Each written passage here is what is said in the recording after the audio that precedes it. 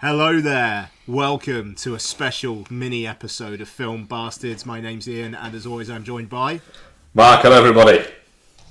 Hello, one and all. Bex isn't here because, to be honest, I don't think she particularly cares about the awards chat, and if anything, it's just saving her time.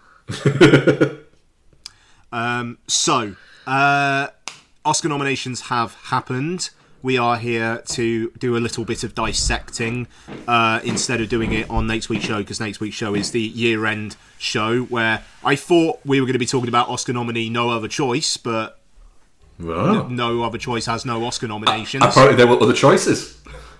Yeah, there were just plenty of other choices. So, and I suppose we could maybe start with just talking through some notable what happened there thens, which personally I think is led by Wicked for Good, given how many Oscars the first one got, or nominations, for this one to get blanked, including in Best Original Song, for fuck's sake.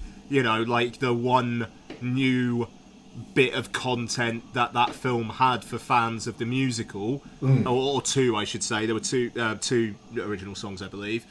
And he gets nothing. I'm really surprised. The thing is I often think when you've got a very popular musical, which Wicked is an incredibly popular musical, I often think that they basically put in a new song to get in their minds an easy Oscar nomination / win. Yes. So I think that there's an element of... I think the Oscars have looked at it and gone, do you know what? It wasn't that good. And we're not going to... I think it helps that also as well, it wasn't that big either. I think if Wicked for Good had made what... maybe even more than Wicked had made, then I think it might have actually... It might have sort of caught a little bit more attention, and they might have felt more in the need to do it. But I mean, it did just over $500 million, so it easily made enough. But it just didn't... I don't think it quite had the...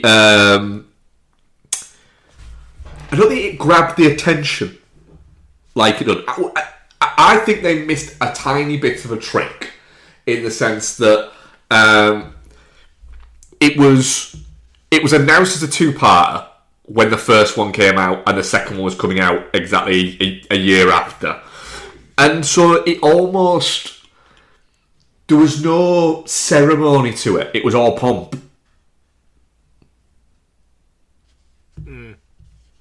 Yeah.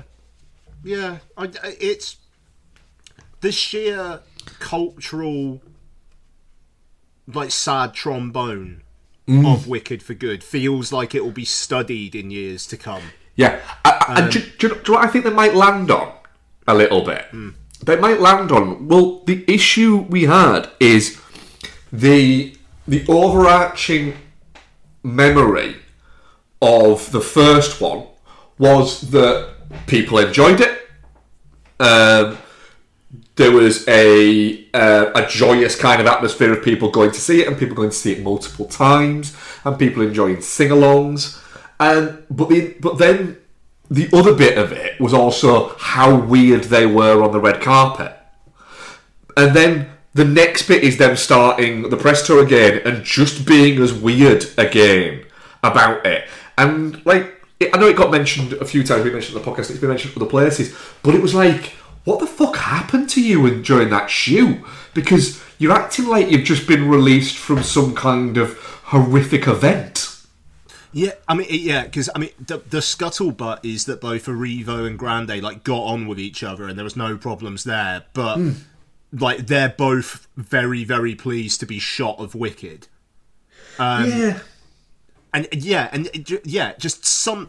Something happened, like you say. But hey, look, just while we're on Best Original Song, because it was a shutout.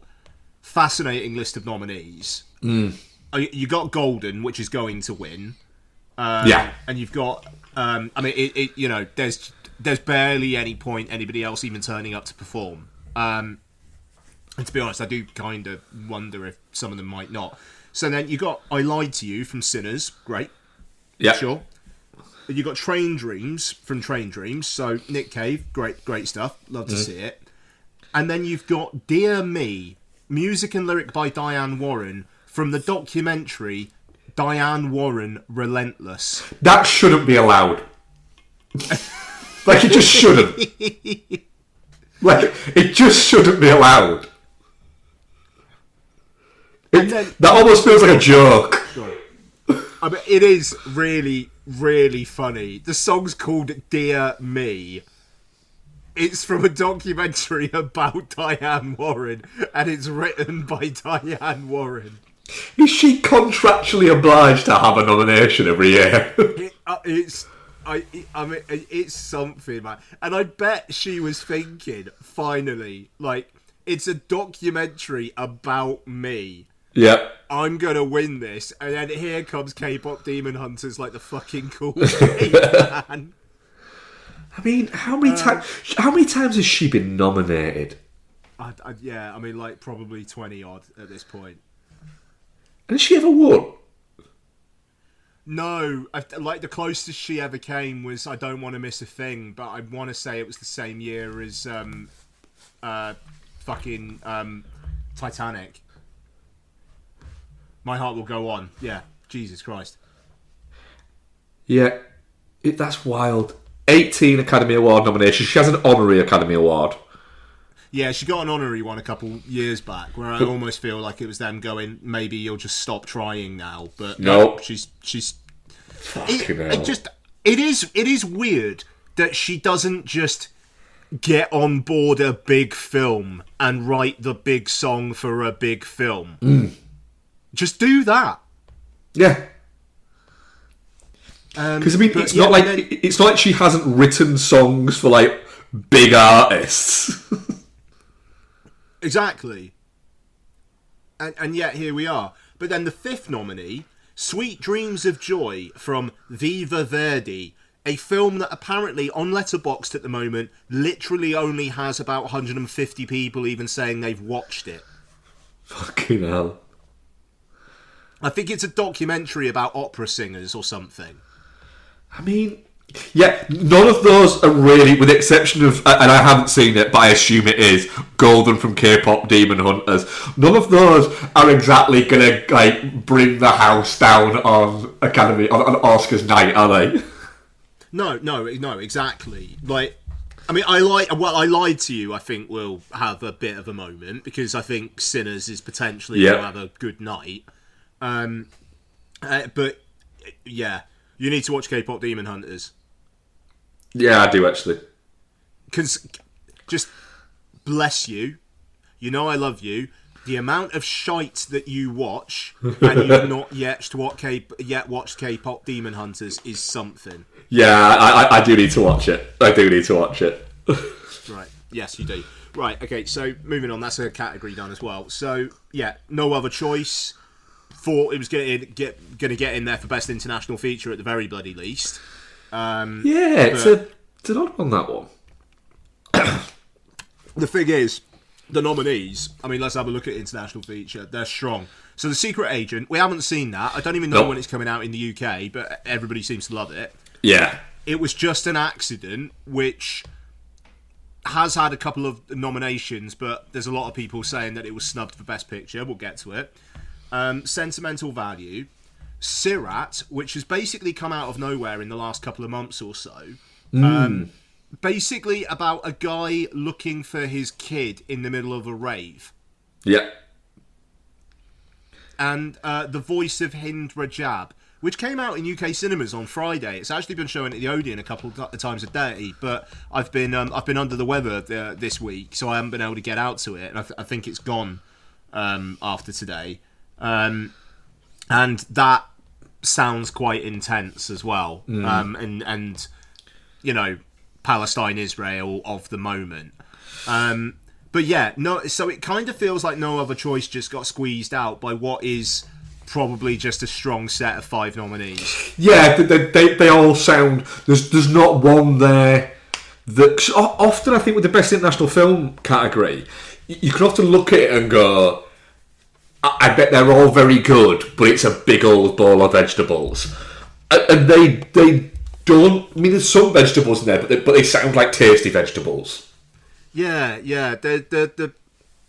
Yeah, no, that's a good way of putting it. Actually, they've the buttered parsnips. Yeah, you know that voice of Imre Jab. I mean, that apparently is, like you say, quite intense, and it is like 90 minutes. It's going to be interesting to see where this goes, though, because it was just an accident. I think has only got 2 nominations. I think this and screenplay. Yeah. So it is a little bit. Are people going to go justice for it was just an accident, almost like Argo winning Best Picture when Affleck didn't get nominated for Director? Yeah. But then The Secret Agent is super popular and it's got nominations elsewhere. Sentimental Value did very well today.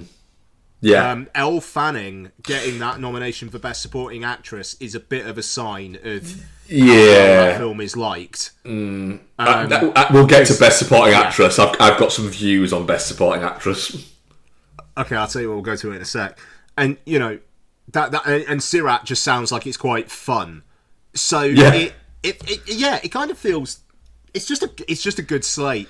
But it does suck, because Park Chan-wook just doesn't seem to be able to crack the Academy. No, it does seem a bit weird that they don't.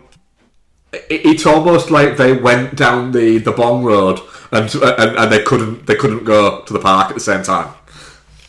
The hit from the Bong was so strong they couldn't go to the park. Couldn't make it to the park. Yeah, that's good. I like that. Right, okay, well, I'll tell you what, we're kind of bouncing around all over the place, but I feel like we're just segueing quite naturally. Let's talk about actress in a supporting role. Yeah. Actually, and before that, so other, snubs as such. Springsteen, Deliver Me From Nowhere.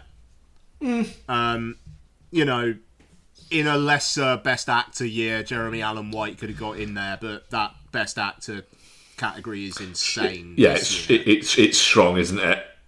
I think he could have got in there, but I don't think... I think looking at it, you could maybe go... If he was number 6, I reckon in the nominations, I think Ethan Hawke would probably be in number 5. Yeah, for sure. And Jay Kelly as well, which I'm genuinely surprised about, just because it's a film about films.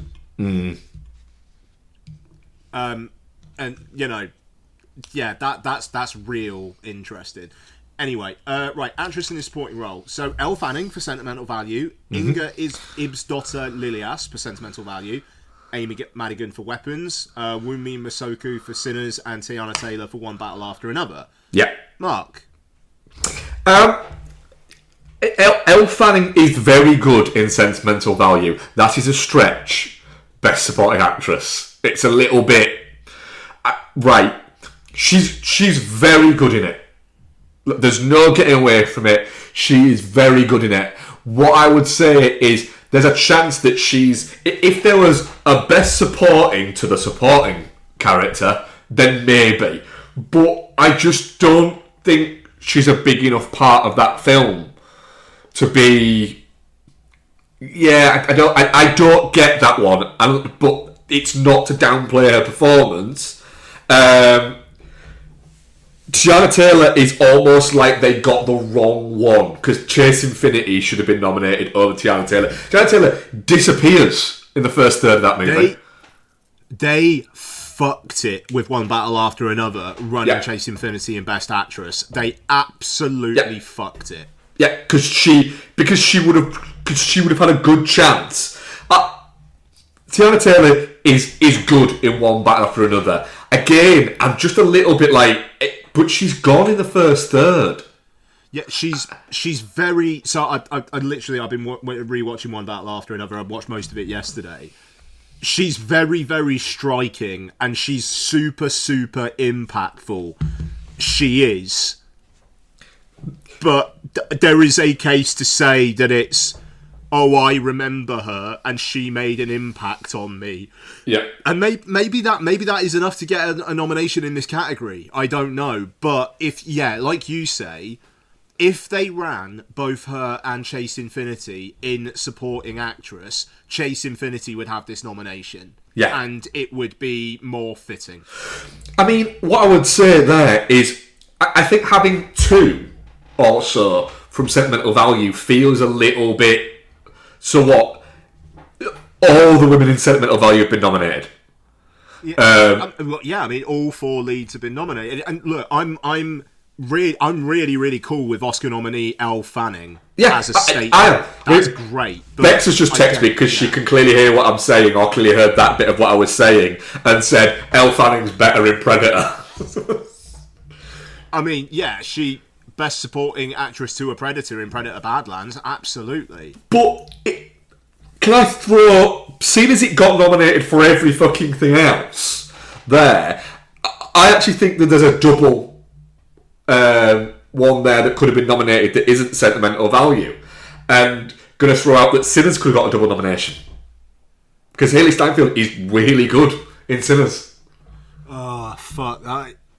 Ain't a bad shout. I mean, it's very cool that Wunmi Masoku got in here because people she's were great. Worried that she wasn't going to, and she's great. Yeah, and it's thoroughly deserved. Yeah, but what I would say is, as a supporting character, again, Elle Fanning and Tiana Taylor are very good in it. Tiana Taylor, I think, is good at the character she's playing. I think that's what I need to say. I think that she'd be good at that character because she can play that kind of character. But Haley Steinfeld, for the impact of that performance, I think is more impactful in that film than those two characters in their respective films. It's weird because Haley Steinfeld has not really been talked about throughout Oscar season at all. No, she's fucking great in that movie. And she is fantastic in that film. Because she's, and the other bit there is, she's up against, realistically there, she's up against acting within 3 people who've been nominated for Academy Awards. And easily holds her own in it. But it's not been mentioned at all. It just feels a little bit, why? So look, let's talk about Best Actress because these are the folks who Chase Infinity lost out to. So you got Jessie Buckley for Hamlet, fine. Rose Byrne, If I Had Legs, I'd Kick You. I still need to see it. But so the only people who've seen that movie are people who have Academy membership. I mean, certainly in the UK. It comes out over here in the next couple of weeks, I think, actually. But so Kate Hudson for Song Sung Blue, fucking A. I was hooting and a hollering when I heard that. I'll be watching that this week before we do our end of year lists. It's just like she's really good in it. So I was delighted with that. Renata Reinsberg for Sentimental Value. I think that's probably fair. Yep. Emma Stone for Begonia. So and this is a little bit of a bubbling under thing. Begonia's done pretty well, but he's winning nothing. It's not. Yeah, you're right. It's not going to win anything, and I feel like Emma Stone's maybe stolen Chase Infinity's place here. Yeah, I like Begonia. I really like Begonia. It'll be in my top 10 next week. Possibly will be in mine. I really like Begonia. I don't think Emma Stone should be in that. She's very good in it, but it's I just like you said. I think Chase Infinity is a better performance. There's more to do. I think Emma Stone's good in it, but there's nothing that made me go fucking hell with that Emma Stone performance. It is just a very Emma Stoney performance. It's good, but it's the impact of that film is the batshitness of the story, not necessarily the holy fuck acting in it. I mean, just to say, we all know that Jessie Buckley's winning that, right? I mean, there's a little bit of like could Rose Byrne be a bit of a spoiler and an upset, and there is a case to say that Hamnet is maybe not as strong as it could have been because Mescal's not in it. Yeah. Not in supporting actor, but it is probably going to be Jessie Buckley. I really want to like Jessie Buckley. So I'm looking forward to seeing more of her on the awards campaign trail, but I'll be honest, I'm looking way more forward to Rose Byrne and Kate Hudson on the campaign trail. So, what I'd say there is that Kate Hudson's, like, she's one of those actors that has actually quietly just been very good in everything she's been in, pretty much throughout her entire career. She might have made some bad movies over that time, but she's never been not good in stuff, if that makes sense. I think she's super... Well, I say super underappreciated. She's just got an Oscar nomination, so maybe I'll temper that. But I was... Honestly, man, I was really, really glad to see her in this list. I'm really looking forward to seeing what you make of Song Sung Blue, and I hope I'm not hyping it up too much. I'm looking forward to it. I think from what you've said to me about the fact that you've got to effectively kind of leave any cynicism at the door, I think I'm actually quite good at that with movies. Yeah, you are, and it feels like I said when I talked about it on the show. If it was made in the 90s, it would have made like $500 million worldwide and would have like 8 Oscar nominations. Also, I'm a big Neil Diamond fan as well, so yeah, I mean, yeah, I'm looking forward to watching it again, quite frankly. Even though it's quite sad as well. So I tell you what, I just talked about Paul Mescal. So let's swing it to supporting actor. Right, okay, so good list this. Benicio del Toro, Jacob Elordi, Delroy Lindo, Sean Penn, and Stellan Skarsgård. Yep. Great list. So we're saying that sentimental value, the only leading performance in that is Red Thief. Yeah, sure. Sorry. So, yeah, I thought Stellan Skarsgård was probably going to... It feels a little bit cheeky, that one. Like they snuck it in a little bit there. I mean, he's been running in supporting like through the whole campaign, but I get what you mean. He's pretty fucking co-lead. Look, hey, to think Delroy Lindo, I think has come at the expense of Adam Sandler, and I think I'm all right with Delroy Lindo like beating out Adam Sandler to an Oscar nomination. Did he get nominated? He's never had one. Did he not get nominated for In the Five Bloods? No, mate, he didn't. Did he not? I thought he would have done that. So him having a nomination here, Sandler will have another like taste of the biscuit at some point. He will. It's a shame that we're not going to see him on the awards trail, and he's done. Yeah. Delroy Lindo being around is ace. He's not got a fucking chance in hell of winning, but it's great that it's Delroy Lindo. Yeah. Again, I think you could have had a strong shout there. But I mean, it's a very strong category, let's face it. They're all really good performances. I think you could have a strong count again for Sinners for Jack O'Connell as just being just menacing as fuck in that.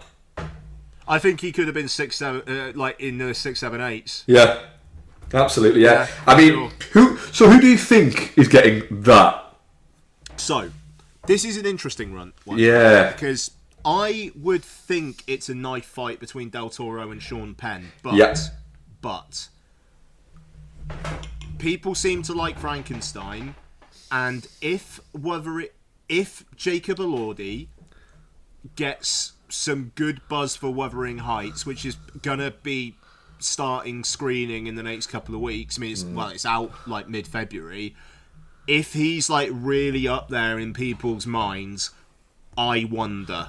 I have a feeling, though, the fact that he is a categorically not Brit doing a British accent might kind of I'd be more worried about that with BAFTA, not necessarily the Academy. Yeah, but I just think with people just watching going, ooh, he's got to really nail that accent. Yeah, I think that's going to be Del Toro. I hope it's... I would rather Del Toro have 2 Oscars than Sean Penn have 3. It would be Penn's third, wouldn't it? Because he won for Milk, didn't he? And he won for Mystic River. Yeah. And, yeah, I mean, the thing is, Sean Penn is fucking fantastic in one battle after another. Like, yeah. What he's doing when he's not speaking, like how he's taking things in, is something in that film. But Benicio del Toro is coming in and just batting 1,000 and then fucking off. Yeah. And I mean, let's face it.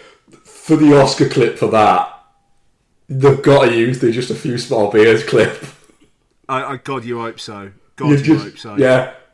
I mean, I think Del Toro's going to take that. He's very popular as well in Hollywood. Yeah, he is, and yeah. So, I'm going to put some money on Elordi, but I want Del Toro to win. I'd be all right, but a bit about Sean Penn winning. I'm but all I don't right. think it's going to happen. I'm all right with all of those winning. I think Stellan Skarsgård's performance in Cinema, but again, I feel like I'm shitting on that movie. It's just because it's perfectly fine, the movie. It just feels like because there's not a lot in the story for that movie, like everyone's decided, but the acting's really good. That's the key to that film, is the acting. It's like, but Skarsgård could do that in his fucking sleep.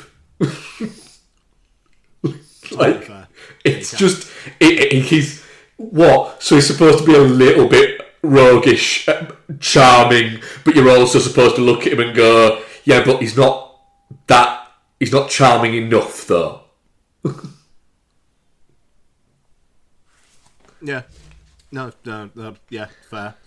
Right, let's talk about Best Actor while we're talking about actors. So, Timmy for Mighty Supreme, Leonardo DiCaprio for One Battle After Another, Ethan Hawke for Blue Moon, like, pleasant surprise there, I think. Michael B. Jordan for Sinners and Wagner Moura for The Secret Agent. I don't think you need to catch up with Blue Moon for end of the year, but you should watch Blue Moon. Yeah, I will do. He's on my list to watch because I'm a big Linklater fan, so I want to catch it. And it's cool that I don't think he's been nominated for an Oscar before, Ethan Hawke, has he? I think he's got one.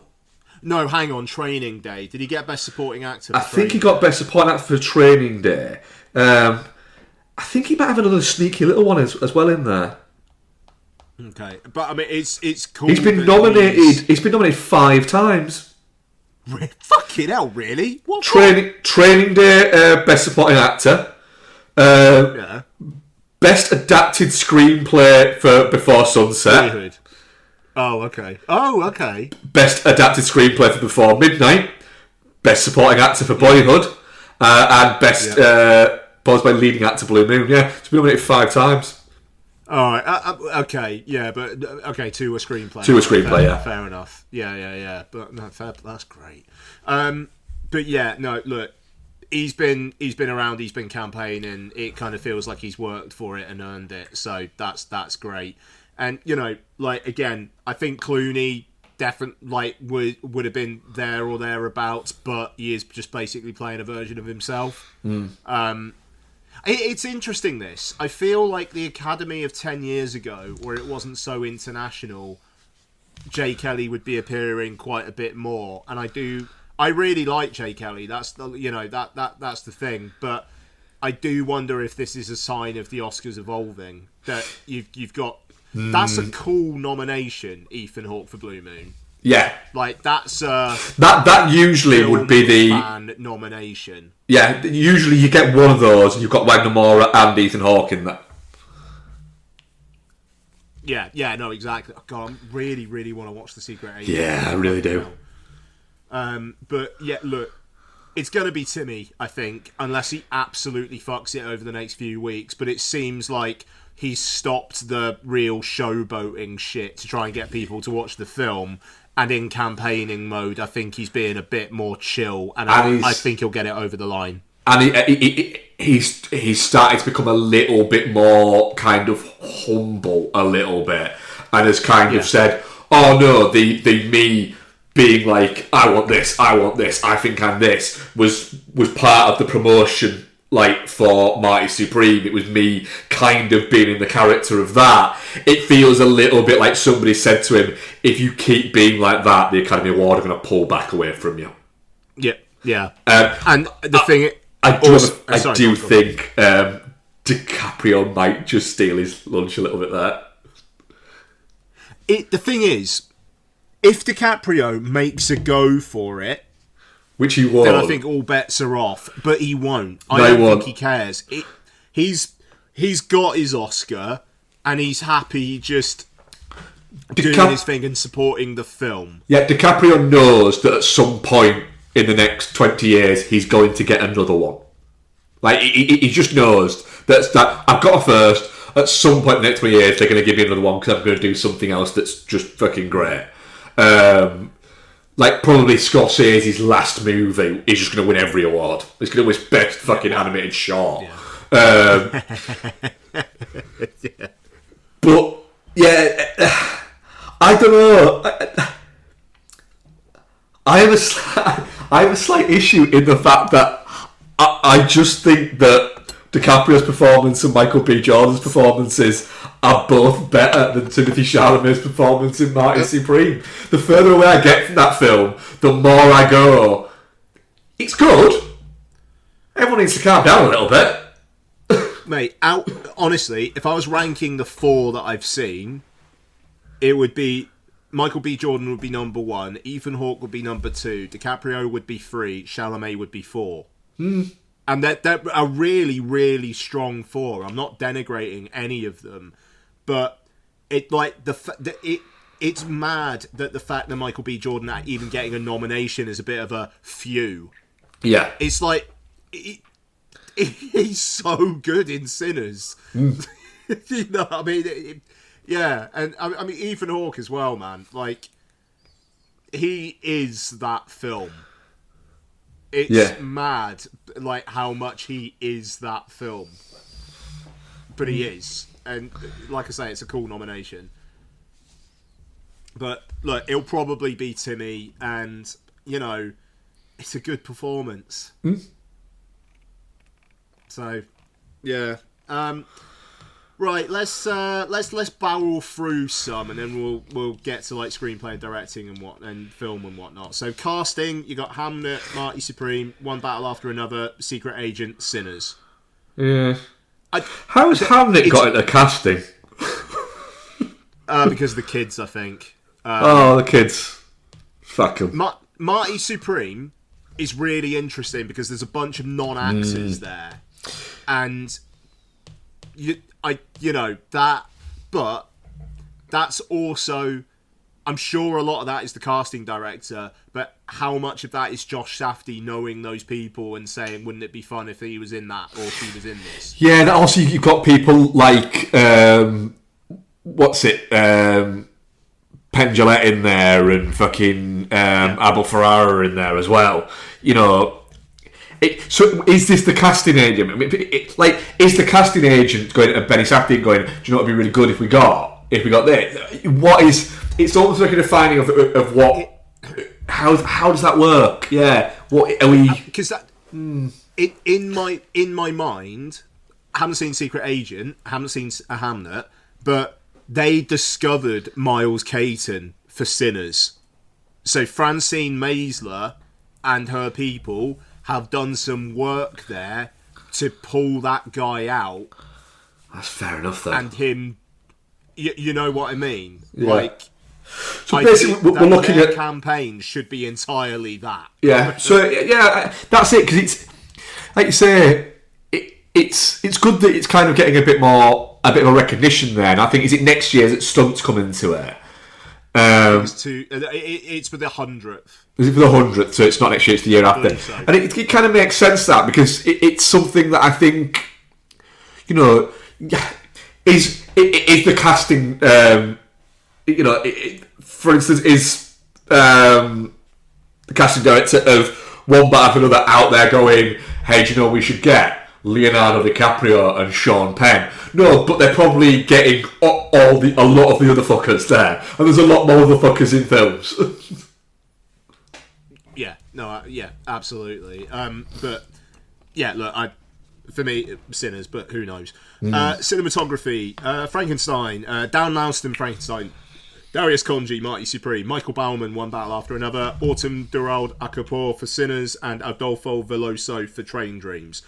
Train Dreams getting a nomination in there is awesome. That film looks fucking credible. Yeah, that is a really richly deserved nomination. Yeah. I think it's going to be between One Battle After Another and Sinners. Personally, I think I'd give it to Sinners out of the 5. Where's your head at with that, actually? It would be really, really fucking cool if the first ever nominated woman of colour as a cinematographer won it. That would be really fucking cool. I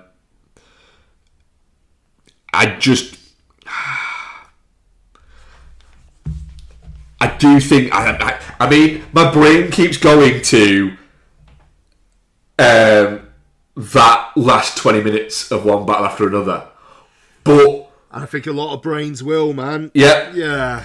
But Marty Supreme's a good-looking movie. There's no getting away from it. It is a good-looking movie. Train Dreams is a great-looking movie. I'm not sure about Frankenstein in that one. It's a good-looking movie. It just... I really, really like the look of it, but it's basically Dan Lauston's run it through the Del Toro filter. Yeah, that's my issue. Del Toro film. And I'm just, it's interesting that out of those 5, 3 of them are shot on film. Yeah. I think I'm going to put a little bit of money on Train Dreams, because I do wonder if people watch Train Dreams and go, "Holy fucking shit!" It is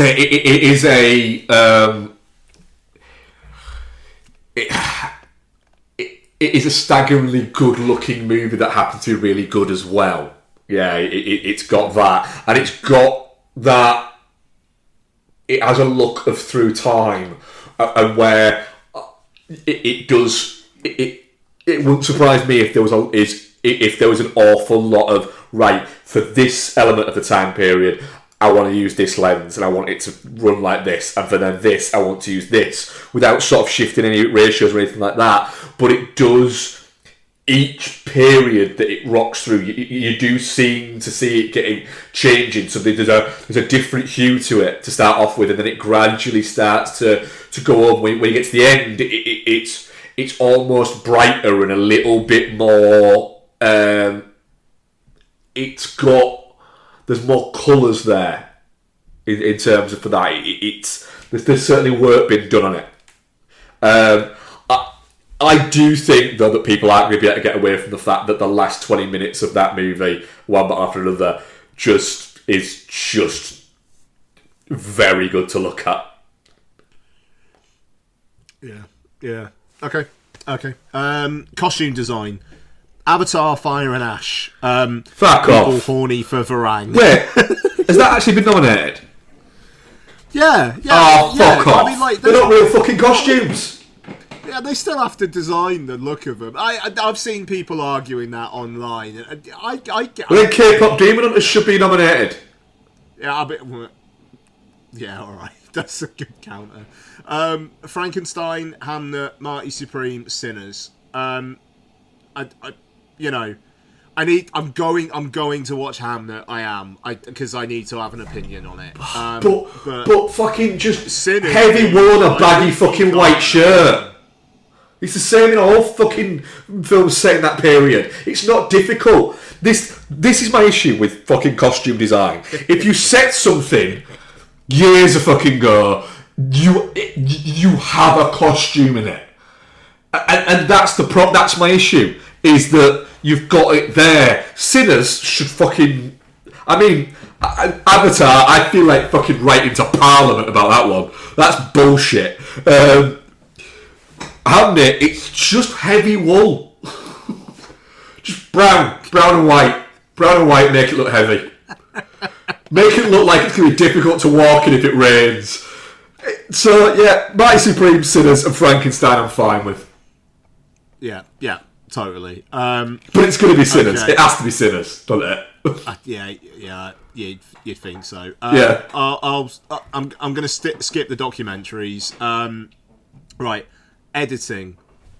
Yeah. F1, Marty Supreme, One Battle After Another, Sentimental Value, Sinners. I did sit through Sentimental Value and think, my God, this is well edited. That kind of came up to me as well, to be honest. I won't lie. Look, obviously, this is we haven't mentioned this film yet. Yeah. F1. Yep. I think that film does an amazing job of managing to tell you what is going on through visuals and dialogue for what is a, action fucking film. 150 mile an hour thing happening, and it manages to keep it coherent. Action films often do quite well in editing and sound design. And, I was debating with people on Reddit today about F1, and I'm like, look, I get it, alright? There's a particular nomination there that it probably doesn't deserve. We're going to get to that. I'm fucking tickled pink to see it, but I genuinely will debate people about the editing nomination. I think that is Stephen Moroney. Good for you, mate. I think you have done a banging job there. You should win. Out of those there, that's not the one where I go, come on. Yeah. It's sentimental value is where I go, come on. And again, it feels like I'm ragging on that movie, but it's not. It's a very standardly edited movie. And this is the thing. This is where I said earlier on that it signs that sentimental value is strong. The fact it got an editing nomination says it's strong. Yeah, it feels like it's the not in the English language movie they've chosen. Pretty much, yeah. But look, I mean, I agree with sentimental value. I think the others are perfectly good nominees. I genuinely think F1 should do that. I think it might take it. Sport. And the thing is, if their campaign is look at how we've been able through a lot of editing and direction and whatnot, have been able to convey this sport that is popular, but it's not that popular in the grand scheme of things. We've been able to convey what's important there. I think the editing is a massive part of that, and if their campaign for the Academy is what we were looking to do, I think that could do it. But Marty Supreme, One Battle After Another, Sinners, if any of them won, I wouldn't necessarily have a problem. Maybe Sinners a bit I don't necessarily think the editing was the standout bravura technical thing of that film. No, but what I would say... One battle, actually, yeah. Sorry, go on. What I would say about Sinners is you've got the big set piece numbers are really quite well edited together, though. Like, as a general standard editing is perfectly fine. It's good, but the way it manages to cut in between those two big song numbers, especially the jig one outside, there's a lot of good editing there, but it's not. You aren't. The way that I always think when you're doing things like that, where you're getting an awful lot in, and you're cutting from one place to another, is when you're watching it, are you able to differentiate between the images? Like, are you able to pick out everything that's going on in these very short spaces of time?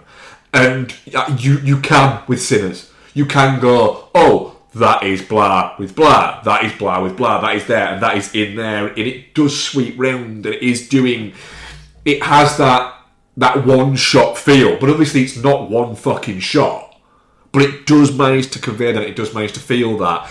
But like you say, there's an element of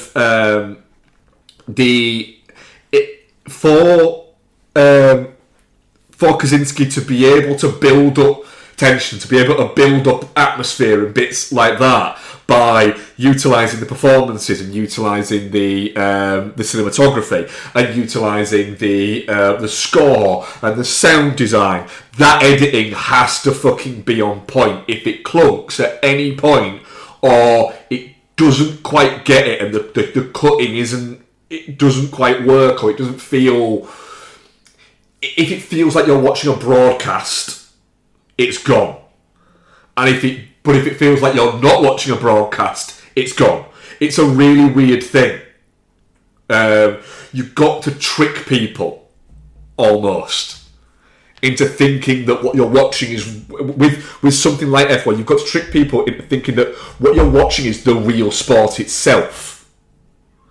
And that's difficult, because you can't shoot it as if it is the real sport itself. No, that's really, really well explained. Yeah, look, we'll move on, but look, like I say, 4 of the 5 wouldn't have a problem with it. Yeah, and sentimental value is not winning that. So no. Right, makeup and hair. Frankenstein, Kokuho, don't know what that is. Sinners, The Smashing Machine, The Ugly Stepsister. Did fucking Smashing Machine get nominated because they gave fucking The Rock a wig? I think that's a little harsh. Like, that's it's almost like the I think you should leave, like, the I've got a lot of shit on me thing with that. Look, yeah, I don't know, man. Look, out of the 3 that I've seen, I'd give it to Frankenstein, but we'll move on. All right. Score. I mean, Bex said that the Ugly Stepsisters, there's some good, like, physical body horror bits in that, which is probably why it's got nominated for makeup. Oh, has Bex seen it? Ugly Stepsisters, yeah. Okay, shit, yeah. Oh, yeah, of course she has. Okay. Yeah, maybe I need to catch up with that then. She said you probably shouldn't. Okay. Oh, yeah. Okay. All right. Okay. Fine. Right. Music, original score: Begonia, Frankenstein, Hamlet, One Battle After Another, Sinners. Look, Johnny Greenwood doesn't like campaigning, and he doesn't care. So give it Sinners. Yeah. Johnny Greenwood and Nick Cave, 2 people who couldn't care less about getting nominated for Academy Awards, have been nominated for Academy Awards. I mean, yeah, it is a bit. Like, the thing is, if Johnny Greenwood campaigned, he'd win it, and I'd kind of like Johnny Greenwood to have an Oscar, because fuck it, why not? But fine. Yeah, but he won, and that's the mad thing. I've been a Radiohead fan for 30 odd years. I genuinely don't think I've ever heard Johnny Greenwood speak. Yeah. And I kind of like that. Yeah. Production design: Frankenstein, Hamlet, Marty Supreme, One Battle After Another, Sinners. I think there's an argument for Frankenstein in this one. Yeah, I think there is. Yeah, honest. I think there definitely is. Like that. Like, yeah. Yeah, I think Frankenstein's kind of got to win that. It's a big, it's a very setty place, if that makes sense.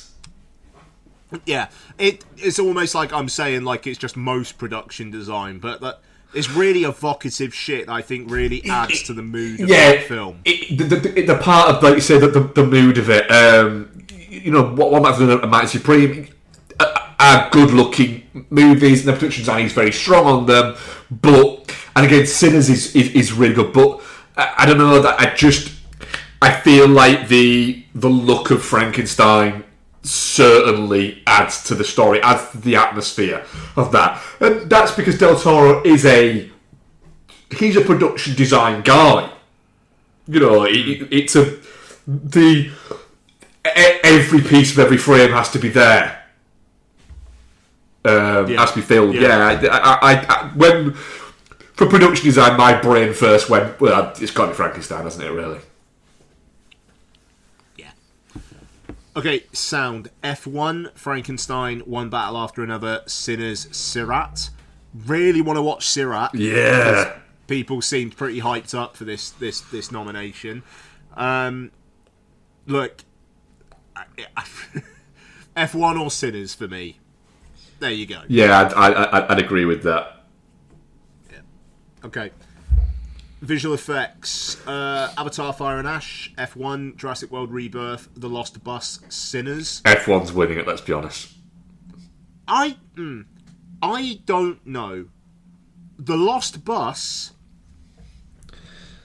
That there's a lot of it, and it looks real fucking real. Yeah, that's a fair point. Visual effects really fucking add to that thing. Oh yeah. I mean. To be honest, I think Avatar's going to win it because it's fucking Avatar. I really hope I'd love it doesn't. F1 to win it. No, it's going to. My issue with that, I think it should be The Lost Bus. My issue with Avatar winning it is it's the same visual effects they've used on the past two. It's the same as what they did previously. Yep, 100%, mate. Yeah. So if you're not allowed to reuse bits of your score, are allowed to be nominated for best score, then how can fucking best visual effects? It's the same program. Yeah. I'm still fucking pissed off about that costume design. How the fuck did it get nominated for costume design? Carry on. Sorry. Okay, so I'll get into some biggies now. So, writing, adapted screenplay: Begonia, Frankenstein, Hamnet, One Battle After Another, Train Dreams. You know, obviously not seen Hamnet. I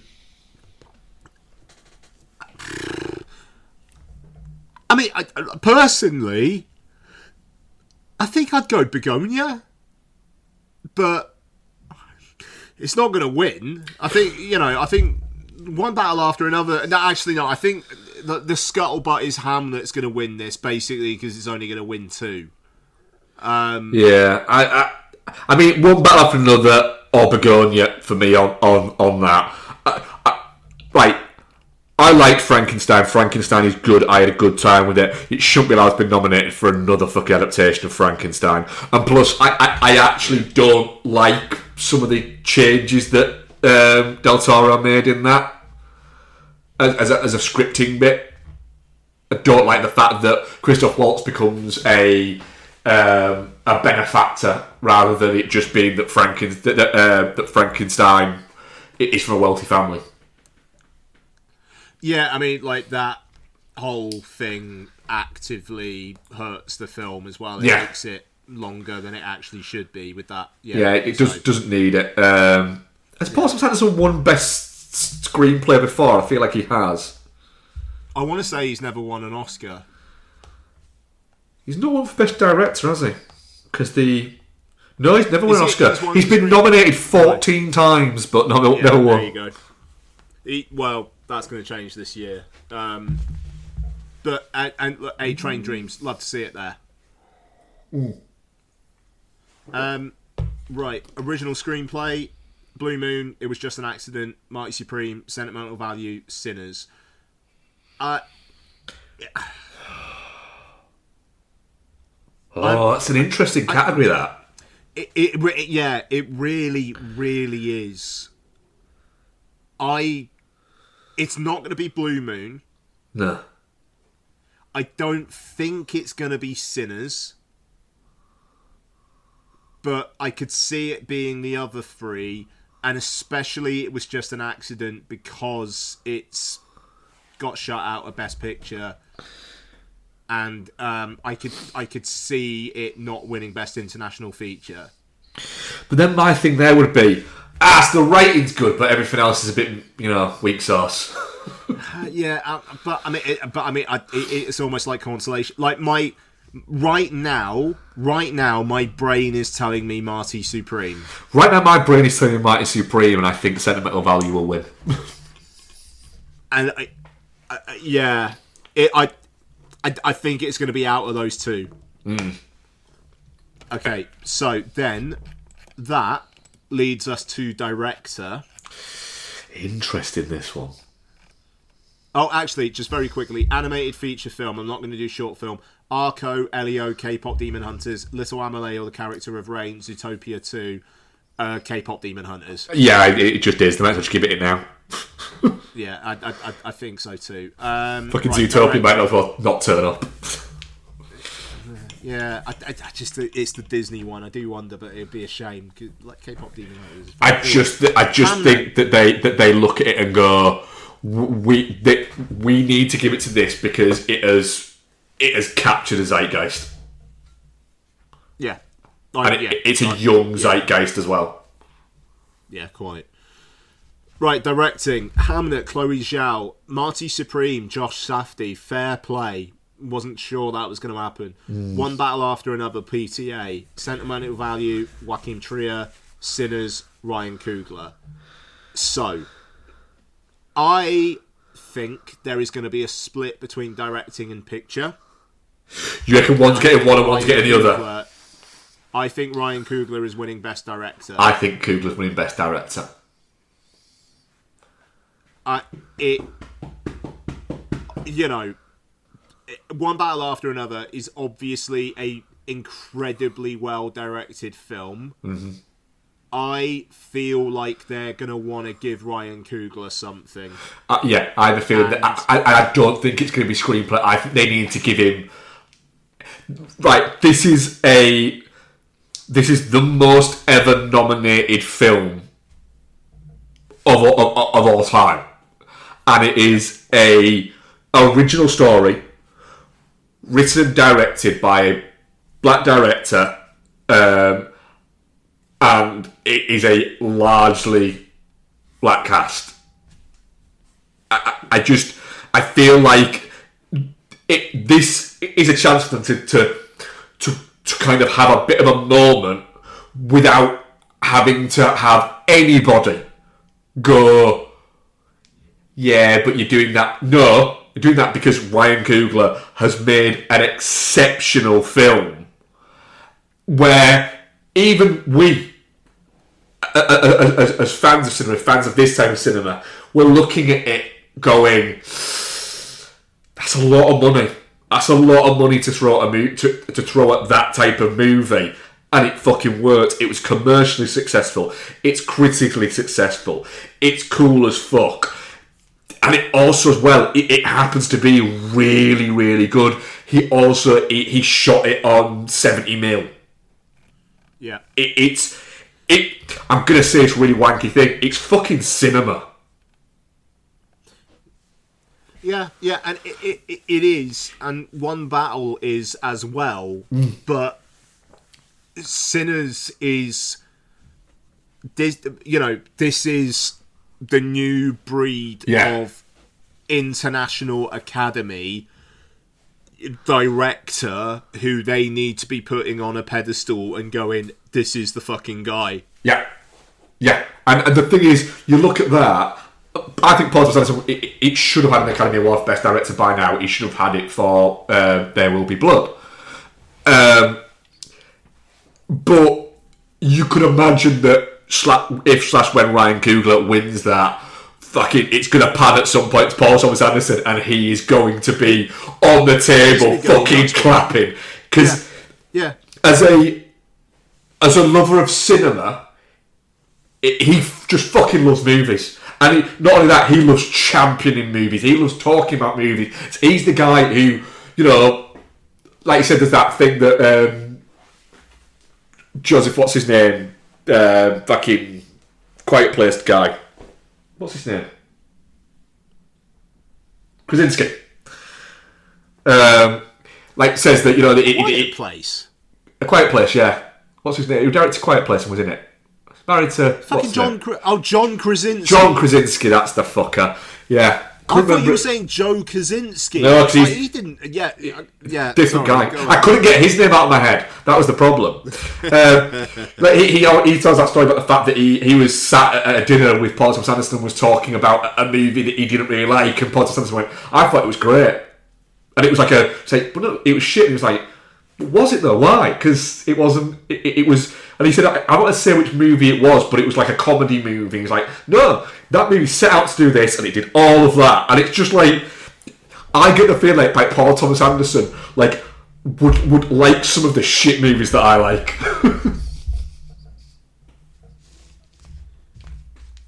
Yeah. But it's good. I think that would be Ryan Coogler, because I think that the other movie is going to win. Best Picture. Yeah. And look, I mean, if PTA, if One Battle just like sweeps and stuff, I'm not going to be mad about it. But if that comes at the expense of Sinners, like getting its due, it is going to be fucking bittersweet, man. Yeah, there's almost an element of if you want one of them to sweep, which one do you prefer? And I love them both movies. Yeah.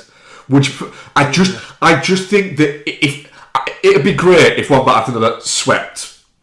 It would be great, and it would be thoroughly deserved. But I think it would almost be a bigger moment, and equally as deserved, if Sinners swept. You fucking imagine if Ryan Coogler is wins Best Director for Sinners. Yeah, it would rule. You know, and it would rule more than PTA winning for One Battle After Another. It would. Yeah, it would. And when you go and you watch, for instance, something as minute as the Criterion Closet episode that Ryan Coogler was on for that, he'd be a great person to sit down and just fucking chat movies with. Because he just seems like he just loves it, and he's going to do amazing things going forward.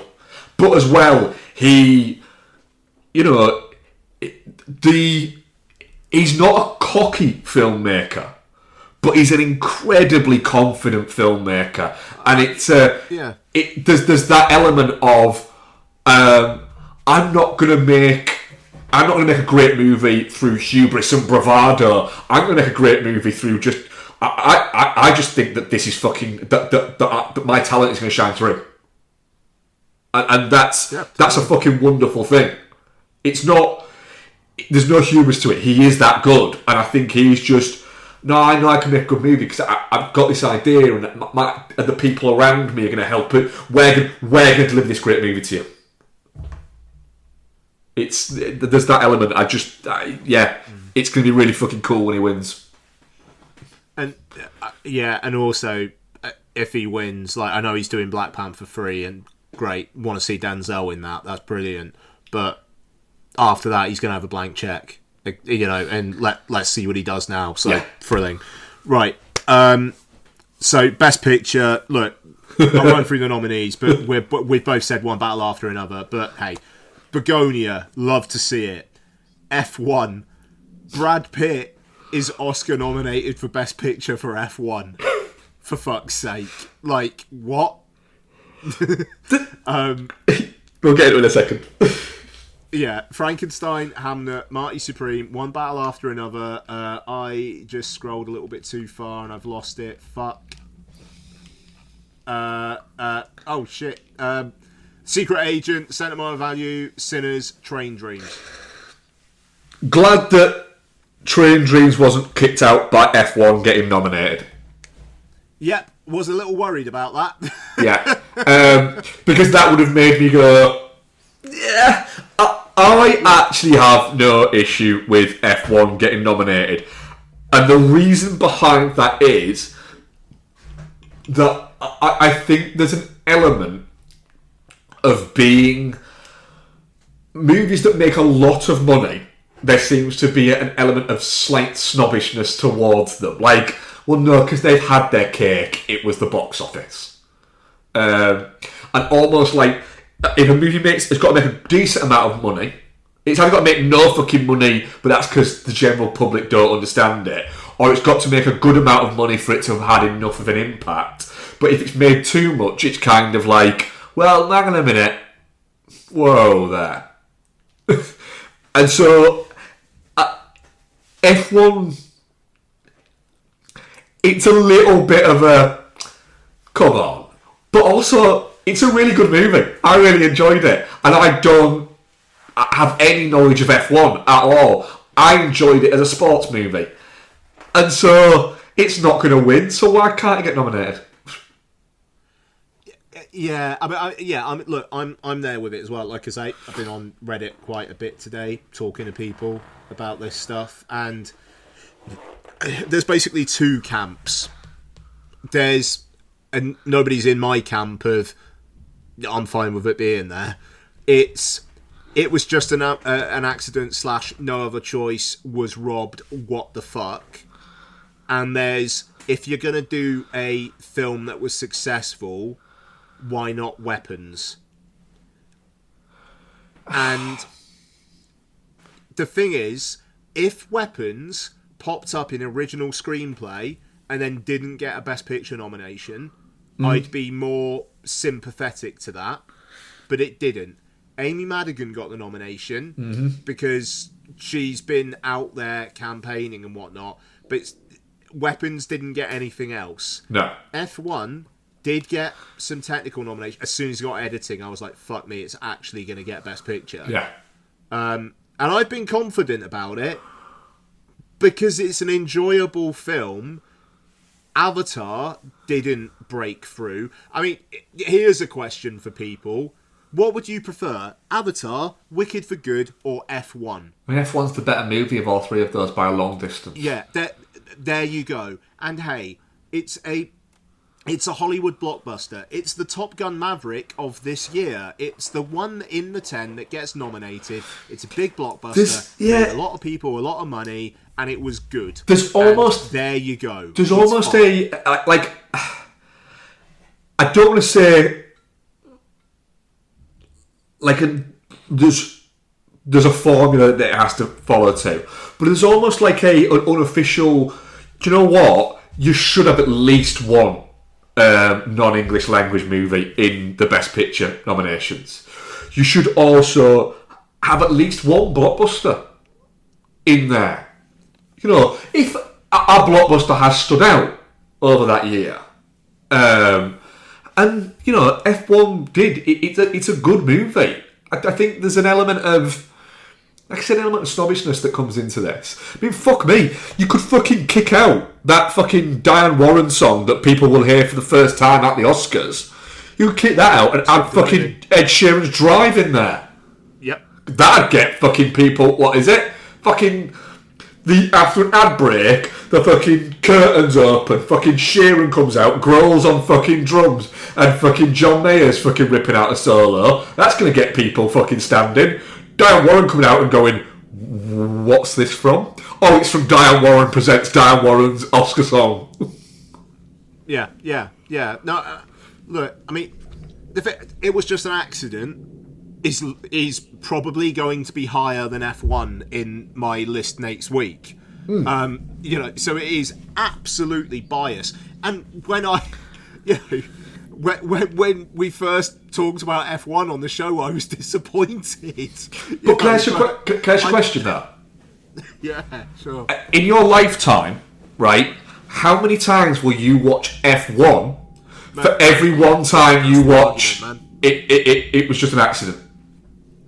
F1 is fast becoming my comfort film. That's fine. And I genuinely love that for you. Like, genuinely, because you were a little bit lukewarm. You were probably the fucking the Lucist of the three of us after we watched it. But like, I get why that the next watch you're not looking for all of those things that are, well, you're looking at it as a film rather than a film about F1, and that side of you takes over. The first time I watched it, the one thing that came out screaming in my mind was, well, two things.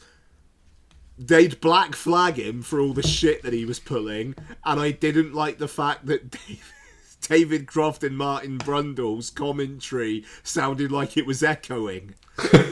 You know, it's like, those were the two things that were really bothering me. And as soon as I was just like, do you know what? Fuck it, I'm just going to live with it. Then it just immediately bounced up.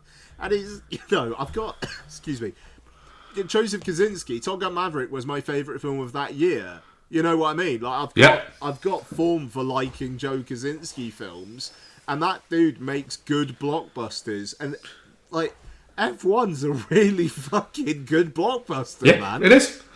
I mean, are we going to get, this year, a different film winning picture, director, actor, actress, supporting actor, supporting actress, possibly the writing ones, and cinematography?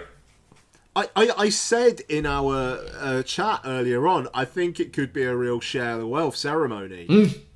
It genuinely could be.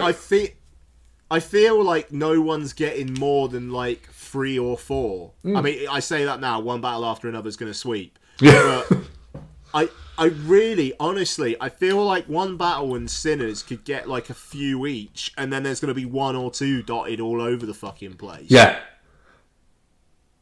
And that, I think, is a real testament to how good a year it's been.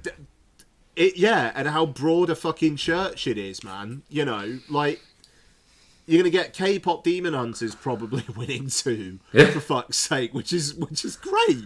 You know, F1 may well get 1 or 2 technical ones. You're gonna get Sentimental Value picking up 1 or 2. You know, it's all gonna add up there. And hey, look, Hamnet, you can have Best Original Screenplay. Why not? Well, I mean, Hamlet's winning. What's it in it? Hamlet's winning. I think Hamlet is winning actress, because I think screenplay will go to Paul Thomas Anderson if they're going to give Ryan Coogler director. Yeah.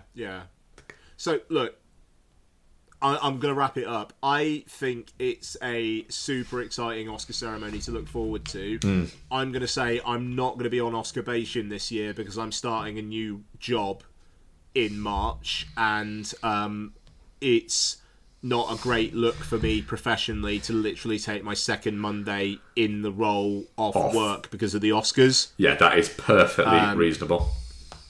Yeah, sorry. I did book it off of my previous job, but now I've got another job. I probably will be doing Oscarbation. It all depends on what Becky's shifts are. I'm not entirely sure. She should have them already. I should find out. But anyway, I would probably just do it fucking solo if not. Hell yeah! I listened to the whole thing last year, walking the dog, and it was a ball. So yeah, absolutely. Right, so we will leave it there, folks. That went long, but we hope you enjoyed it. We will be back next week with our end of year show. Mark, thank you very much. Thank you very much, Ian. And guys, movies. Yep. Fucking ass, ain't they? Good shit. Yep. Bye.